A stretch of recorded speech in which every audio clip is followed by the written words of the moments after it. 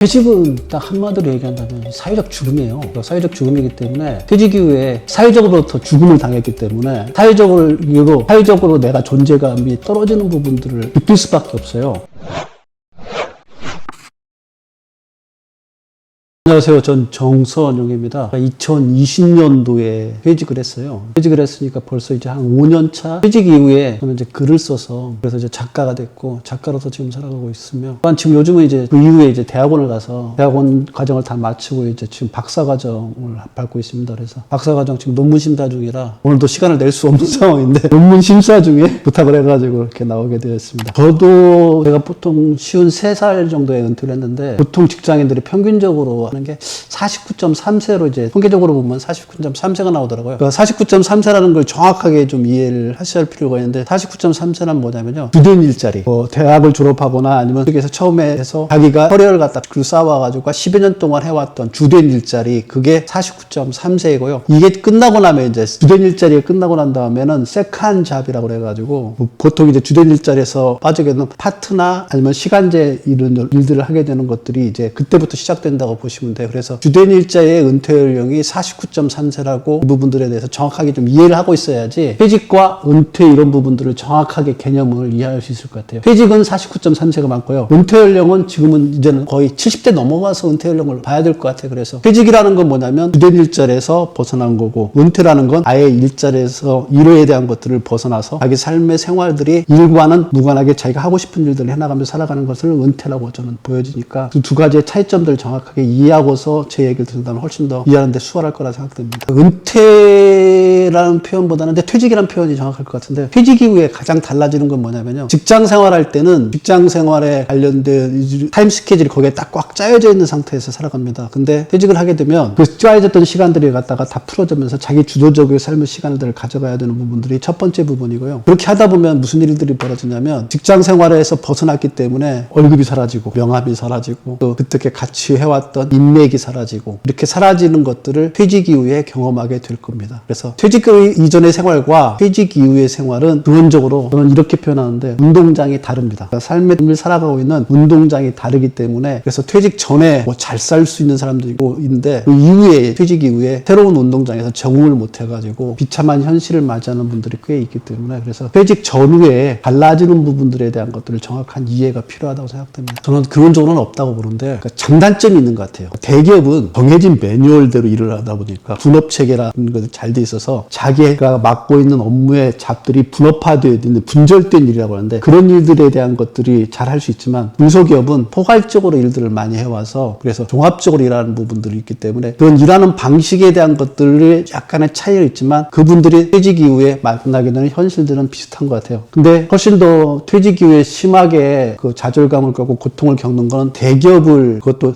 대기업에서 고위직에 있던 사람들이 더 심한 것 같아요. 대기업에서 고위직까지 올라갔던 사람들 중에 퇴직하게 되면 퇴직 이후의 생활을 갖다가 받아들이는데 좀 많은 어려움을 겪고요. 중소기업이나 아니면 대기업을 다녔더라도 기본적으로 사원의 정도의 역할들을 해왔던 분들은 퇴직 이후에도 새로운 생활에 적응하는 것들을 이렇게 쉽게 적응해가는 걸로 중소기업이나 대기업이나 차이가 아니라 각각의 개인들이 가지고 있는 그 성향적인 차이점 때문에 달라지는 것 같아요. 그래서 저는 대기업이나 중소기업은 차이는 없고 다만 퇴직 이후의 삶에 어떻게 적응하느냐의 방식에 대한 것들은 각자 생활해온 것들 토대로 해가지고 자기 스스로 개척해 나가야 된다. 그렇게 말씀드리고 싶습니다. 퇴직은 딱 한마디로 얘기한다면 사회적 죽음이에요. 그러니까 사회적 죽음이기 때문에 퇴직 이후에 사회적으로부터 죽음을 당했기 때문에 사회적으로 내가 존재감이 떨어지는 부분들을 느낄 수밖에 없어요. 그렇게 느끼게 되는 게 가장 결정적인 영향을 미치는 부분들은 첫 번째 부분은 역시 퇴직 이전에 소득을 가지고 있으니까 월급이라는 걸 가지고서 그 자본주의 사회를 살아가려고 그러면 돈이 없이는 살아갈 수 없잖아요. 그 돈을 갖다가 내가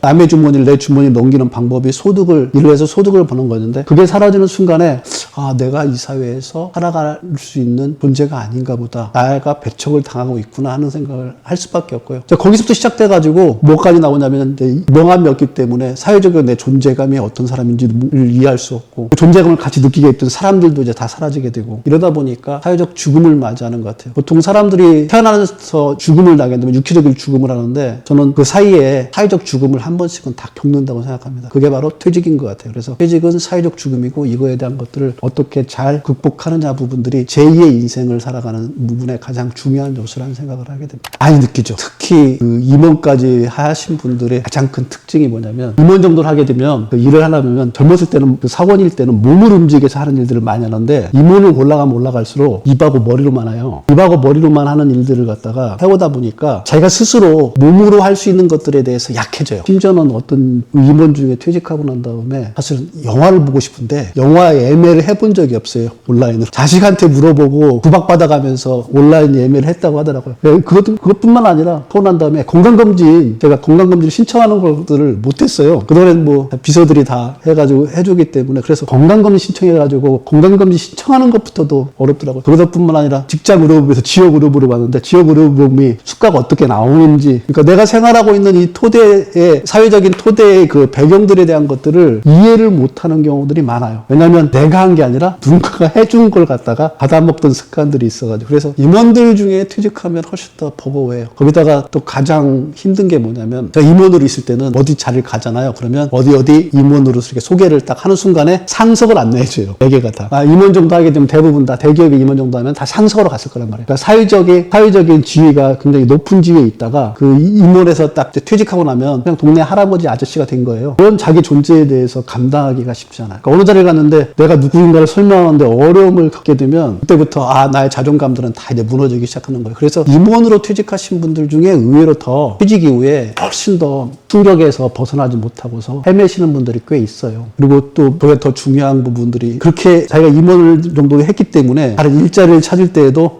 내가 예전에 이 정도인데 내가 이런 데를 할 수 있어? 근데 그런 데를 지원해봐도 필요 없습니다. 그렇기 때문에 오히려 임원으로 퇴직하는 부분들이 제 인생을 살아가는데, 물론 경제적인 안정감 이런 것들은 월급을 많이 받아가지고 남겼기 때문에 괜찮을 수 있는데 오히려 생활의 방식이 확 바뀌는 것을 적응 못해서 힘들어하는 경우들이 왕왕 있습니다.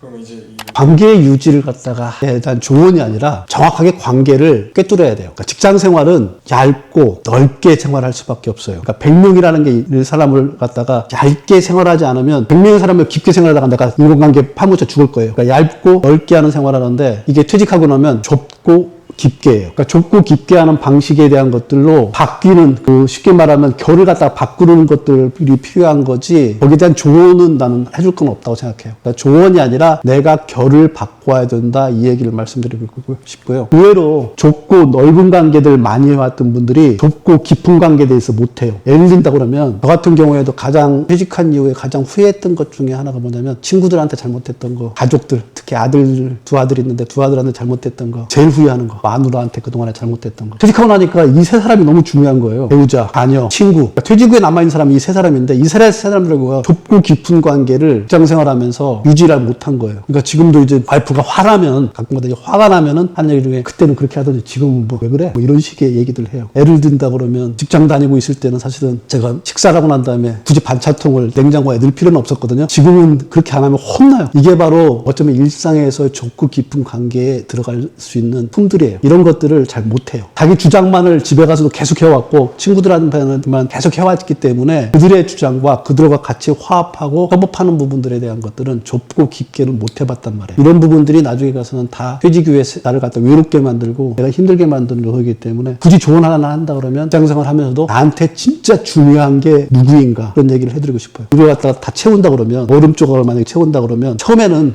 큰 얼음을 먼저 넣고 그 다음에 거기에다가 조금 적은 얼음을 넣고 그런 다음에 물을 채우면 이게 가득 채울 수 있는데, 만약에 모래 같은 걸로 딱 채워져 있다 그러면 거기에다가 아무리 큰 얼음을 넣으려고 해도 채워지지 않는 것처럼, 그래서 관계에서도 가장 중요한 걸 먼저 채워야 되는 것들이 필요한데 그걸 저는 이제 못 들었던 거고요. 그래서 여러분들한테 얘기해드리고 싶은 것 중에 가장 핵심은 뭐냐면, 지금 퇴직해서 나고 보니까 나한테 가장 소중한 사람, 배우자, 자녀, 친구라는 거, 이 세 사람한테 직장 다닐 때 조금이라도 잘해두는 것들이 좁고 깊은 관계를 만드는 가장 핵심입니다. 많은 분들이 직장 생활하는 동안에 해왔던 것들이 자기가 인생 입막에도 뭔가 내가 더 뻗어나갈 수 있는 토대가 된다고 생각하는데 현대 사회에는 이상하게 의외로 내가 그동안 해왔던 모든 일들이 퇴직하고 나면 아무 쓸모가 없는 것들이 되어가는 경우가 많아요. 저를 예를 들어서 설명드린다고 그러면 저는 이제 유통업체에서 일을 했고요. 유통업체 일을 하다 보니까 유통업체도 뭐였냐면 식품을 구매하는 역할들을 했어요. 예전에는 이제 MD라고 그래서 나름 전문가였어요. 유통의 꽃 그러면 MD 해가지고 머천다이저 전문가였는데 지금은 전문가가 아니에요. 왜 아니게 됐냐면 온라인 마켓이 들어오는 순간에 거기 전문가는 누구냐면 시스템을 만드는 사람이 전문가예요. 그러니까 상품을 구매하는 사람이 오프라인 마켓에서는 전문가였는데 온라인에서는 그게 아니라 시스템을 만들어서 가장 좋은 상품이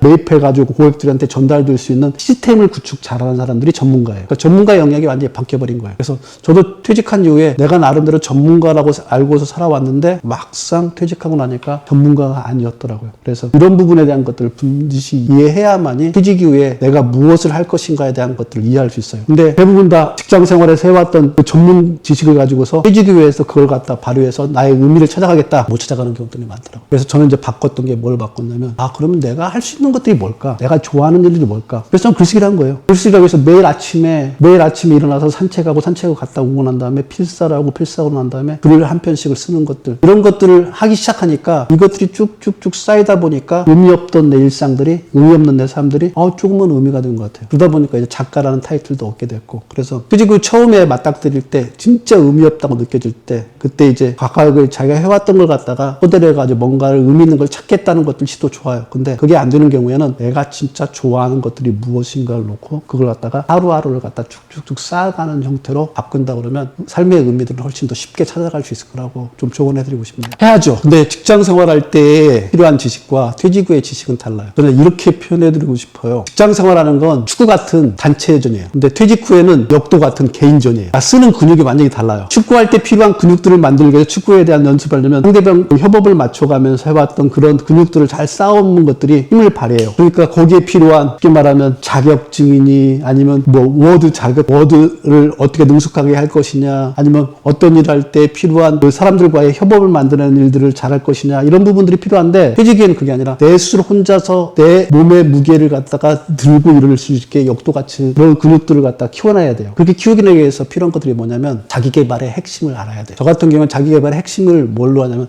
글쓰기라는 걸로 해서 자기 개발을 하려고 많이 노력을 해요. 그래서 글쓰기를 하게 통해서 할 수 있는 것들이 뭐냐면 글을 쓰게 되면 내 하루의 삶의 의미가 무엇인지를 알게 되고 그 의미들을 가지고서 내가 어떻게 살아가고 나 안에 어떤 모양의 꼴이 있는가를 발견해서 그걸 갖다가 개발해낼 수가 있는 거예요. 이런 부분들이 퇴직 이후에 자기 삶의 도구들을 갖다 만들어낼 수 있게 나갈 수 있습니다. 근데 예전처럼 좋은 학교를 나오고 어떤 경력이 있고 이런 것들은 퇴직 이후에 큰 힘을 발휘하지 못해요. 근데 퇴직 이후에 큰 힘을 발휘하는 것들은 내가 만약에 글쓰기를 할 수 있는 데라면 글쓰기를 통해서 만들어 놨던 모든 걸 토대로 해서 확장시킬 수가 있어요. 제가 그랬으니까 지금은 작가로도 변신했고 작가로도 변신하니까 강연가로도 나오고 강연가로도 활동하다 보니까 이번에 이제 박사과정을 하게 되면 박사과정 나오고 나면 전문교수 같은 데로 나갈 수 있고 이렇게 확장해 나갈 수 있는 것들이 모든 것을 토대가 뭐냐면 자기 개발할 수 있는 글쓰기라는 토대를 통해서 확장해 나온 거예요. 그래서 이런 부분들이 필요하다 저는 생각을 합니다. 근데 직장 생활할 때는 전혀 다른 결이고 개인이 혼자서 역도를 할 때는 다른 결이라는 거 이거에 대한 이해가 있어야만이 퇴직 이후에 내가 무엇을 할 것인가에 대한 준비가 할 수 있을 거라고 생각합니다. 가장 중요한 건 이건 것 같아요. 퇴직 이후에도 삶은 계속되고 있다. 그렇기 때문에 퇴직 이후에 내 삶을 갖다 내 주도적으로 어떻게 살아갈 수 있는 거냐 그 부분에 대한 생각을 했으면 좋겠어요. 퇴직 이후에 주도적으로 살아가려면 6가지 힘이 필요해요. 첫째 부분은 뭐니 해도 재력이에요. 돈 없이는 안 돼요. 자본주의 사회는.